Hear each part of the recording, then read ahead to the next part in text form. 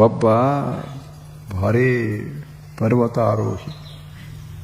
ಅವ ಅಂದ, ಈ ಜಗತ್ತಿನಲ್ಲಿ ಯಾರೂ ಏರಲಾರದ ಈ ಬೆಟ್ಟದ ತುದಿಗೆ ಏರಬೇಕು. ಏರಬಾರದಂತಲ್ಲ, ಅದು ಶುರುವಾಯಿತು. ಆವಾಗ ಏರ್ತಾ ಹೋದ. ಒಂದು 4-6 ವರ್ಷಗಳ ಕಾಲ ಸಾಧನೆ ಮಾಡಿ ಮಾಡಿ ಮಾಡಿ ಅವನಿಗೆ ಅನಿಸ್ತು, ನನ್ನಂಥ ಪರ್ವತಾರೋಹಿ ಯಾರಿಲ್ಲ.